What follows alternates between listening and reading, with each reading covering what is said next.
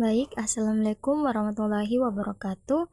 Perkenalkan, kami dari kelompok 9 akan membawakan materi tentang penerapan sistem manajemen K3 di perusahaan PT Wijaya Karya Beton Tbk Pasuruan sebagai tugas mata kuliah sistem manajemen K3. Anggota timnya terdiri dari 6 orang. Yang pertama, Alda Agresia, Fahrezi Ramadan, Husnul Amalia, Inggi Pratiwi, Melinda Septianiseba, dan Muhammad Razak Raya Sadidi, yang akan membawakan materi mengenai sistem manajemen K3. Baik, di sini saya akan menjelaskan tentang konsep SMK 3 dan pengertian kecelakaan kerja.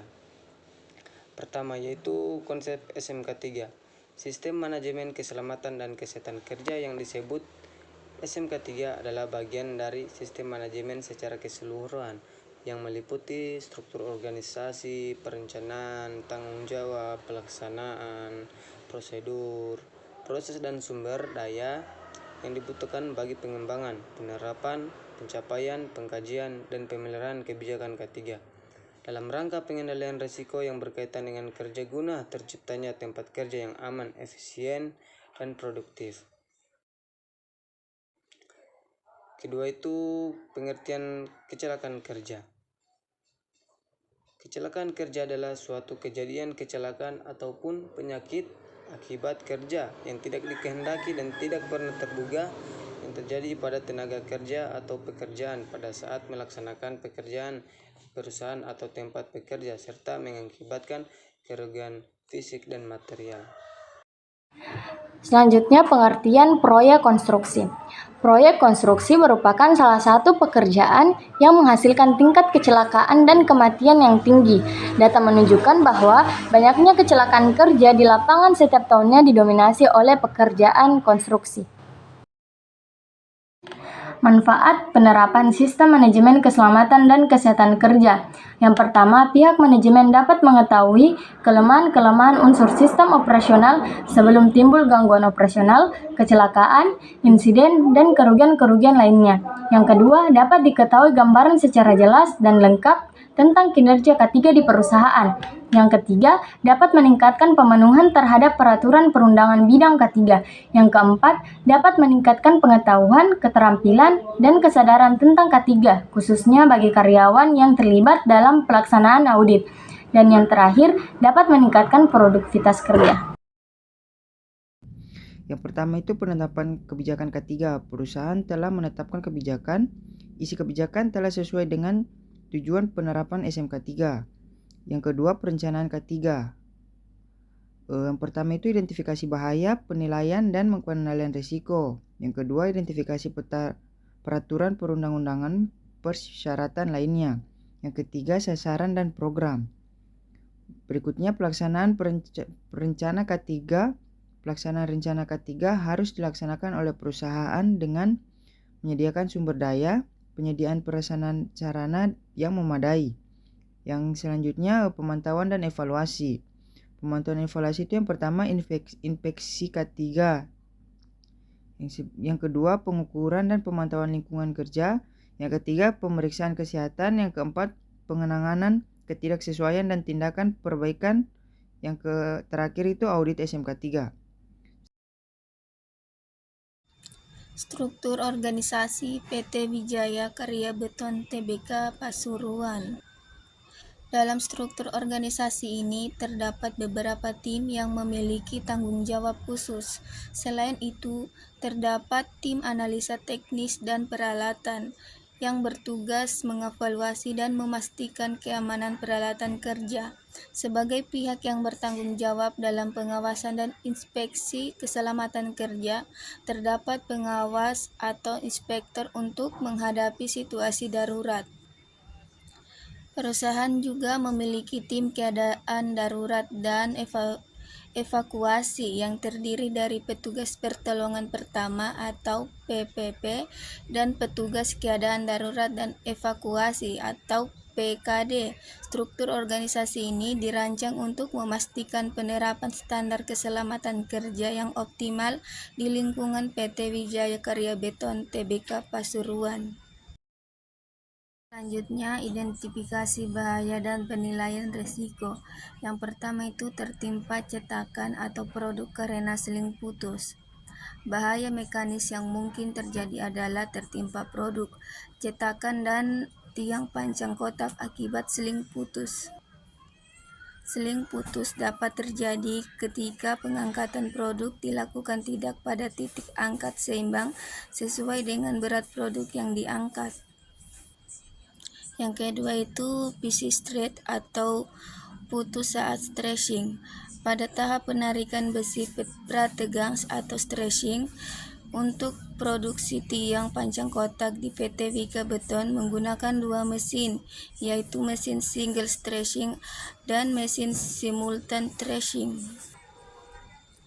Dalam melakukan penarikan menggunakan mesin single stretching, terdapat kemungkinan bahaya mekanis yang dapat terjadi jika penarikan besi prategang tidak dilakukan sesuai dengan perhitungan teknik yang ada. Pieces stretch akan putus dan menyebabkan hambatan proses produksi hingga kecelakaan kerja. Yang ketiga itu anggota badan tertusuk pieces thread. Ketika proses tracing dilakukan tidak sesuai dengan standar perhitungan teknik yang ada, timbul bahaya mekanis yaitu putusnya pieces thread. Dari putusnya pieces thread ini mungkin timbul bahaya lanjutan yang dapat terjadi, yaitu anggota badan tertusuk pieces thread. Dan yang terakhir itu tumpukan produk roboh. Setelah tiang panjang kotak selesai diproduksi, produk akan diangkat dan ditumpuk di stockyard sebelum kemudian didistribusikan. Dalam melakukan penumpukan produk ini dapat timbul potensi bahaya robohnya tumpukan produk. Hal tersebut dapat terjadi jika tanah landasan tidak stabil, jumlah umpukan produk melebihi kapasitas perhitungan. Selanjutnya itu program-program ketiga yang diterapkan. Yang pertama, pelatihan dan kompetensi kerja dengan menyediakan program pelatihan dan peningkatan kompetensi dengan memadai. Program ini disusun berdasarkan gap analisis oleh masing-masing kepala seksi. Prosedur yang mengatur WBHJP PS07 tentang pelatihan pegawai yang di dalamnya terdapat formulir analisis dan seleksi kebutuhan, dan program pelatihan pegawai, program induk pelatihan pegawai terampil, dan evaluasi hasil pelatihan. Yang kedua, pelatihan dan kompetensi tentang K3 kepada pekerja sehingga mereka terbekali pengetahuan K3 yang baik untuk terciptanya behavior based safety sebagai upaya meminimalisir substandard action dalam bekerja. Yang ketiga itu melakukan tinjauan awal kondisi K3 yang meliputi identifikasi potensi bahaya, penilaian dan pengendalian risiko. Yang kedua itu perbandingan penerapan K3 dengan perusahaan dan sektor lain yang lebih baik. Yang ketiga itu peninjauan sebab akibat kejadian yang membahayakan. Selanjutnya menilai hasil K3 sebelumnya, menilai efisiensi dan efektivitas sumber daya yang disediakan. Selanjutnya itu memperhatikan peningkatan kinerja manajemen K3 secara terus-menerus. Yang selanjutnya lagi memperhatikan masukan dari pekerja.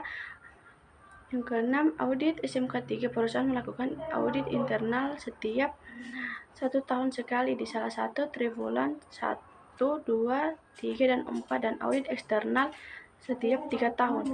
Auditor internal merupakan perwakilan dari kantor pusat, sedangkan personel auditor eksternal merupakan PJK3. Telah dilakukan tinjauan dokumen terkait audit internal dan tindak lanjut dan ketidaksesuaian yang diterbitkan dicatat pada rencana tindakan perbaikan. Yang terakhir itu pelatihan dan kompetensi kerja dengan menyediakan program pelatihan dan peningkatan kompetensi dengan memadai. Program ini disusun berdasarkan gap analisis oleh masing-masing kepala seksi. Prosedur yang mengatur adalah WBHJP PS07 tentang pelatihan pegawai yang di dalamnya terdapat formulir analisis dan seleksi kebutuhan, dan program pelatihan pegawai dengan program induk pelatihan pegawai terampil dan evaluasi hasil kerja pelatihan. Baik, selanjutnya pencapaian dan tantangan dalam penerapan SMK3. Pencapaian dalam penerapan SMK 3 yang pertama, kepatuhan tinggi terhadap SMK 3. PT Wijaya Karya Beton telah mencapai 96% kepatuhan terhadap 166 kriteria audit SMK 3 sesuai peraturan pemerintah nomor 50 tahun 2012. Ini mengindikasikan bahwa perusahaan berada pada kategori tingkat lanjutan yang menunjukkan implementasi sistem keselamatan dan kesehatan kerja yang sangat baik. Yang kedua, progresi dan berkelanjutan. Perusahaan berhasil meningkatkan pencapaian audit internal dari tahun ke tahun dengan pencapaian kategori memuaskan pada tahun 2023. Implementasi SMK 3 dilakukan secara progresif dengan dukungan manajemen, program K3 yang efektif, serta fasilitas yang memadai. Yang ketiga, pelaksanaan audit yang konsisten. Audit internal SMK 3 dilakukan setiap tahun sebagai persiapan sebelum audit eksternal yang dilakukan setiap 3 tahun sekali. Ini memastikan perbaikan berkelanjutan dalam sistem K3 di perusahaan. Selanjutnya, tantangan dalam penerapan SMK 3. Yang pertama, ketidaksesuaian dalam beberapa elemen SMK 3. Beberapa elemen masih perlu ditingkatkan, yaitu yang pertama, pembangunan dan pemeliharaan komitmen terhadap SMK 3. Yang kedua, pendokumentasian rencana K3 yang masih memerlukan penyempurnaan. Yang ketiga, beberapa prinsip seperti perencanaan K3 dan evaluasi kinerja K3 belum mencapai pemenuhan maksimal. Yang kedua, penurunan kepatuhan pada tahun 2022. Tahun 2022 mengalami penurunan nilai audit SMK 3 hingga 92%, lebih rendah dibandingkan 94% pada tahun 2021. Hal ini menunjukkan adanya fluktuasi dalam implementasi SMK 3 yang memerlukan perhatian lebih. Yang ketiga, kurangnya pemahaman tentang SMK 3 di kalangan pekerja. Ditemukan bahwa beberapa pekerja masih membutuhkan pelatihan tambahan terkait SMK 3. Perusahaan disarankan untuk meningkatkan program edukasi dan sertifikasi bagi karyawan. Yang keempat, kendala dalam infrastruktur dan lingkungan kerja. Masih terdapat masalah pencahayaan yang tidak memenuhi standar di area stockyard meskipun sudah dilakukan perbaikan. Monitoring lingkungan kerja menunjukkan adanya kebisingan, getaran, dan iklim panas yang melebihi batas aman sehingga perlu pengendalian lebih lanjut. Baik, kesimpulannya, penerapan Sistem Manajemen Keselamatan dan Kesehatan Kerja atau disingkat SMK 3 di PT Wijaya Karya Beton telah berjalan dengan baik dan menunjukkan tingkat kepatuhan yang tinggi terhadap regulasi yang berlaku. Perusahaan telah menetapkan kebijakan, melakukan perencanaan, melaksanakan program K3, serta melakukan pemantauan dan evaluasi secara berkala. Namun, masih terdapat tantangan dalam penerapan SMK 3, seperti beberapa elemen yang belum sepenuhnya terpenuhi, penurunan nilai audit pada tahun 2022, serta kurangnya pemahaman pekerja terhadap SMK 3. Sebagai penutup, kami berharap informasi yang telah kami bagikan dapat memberikan wawasan baru bagi kita semua.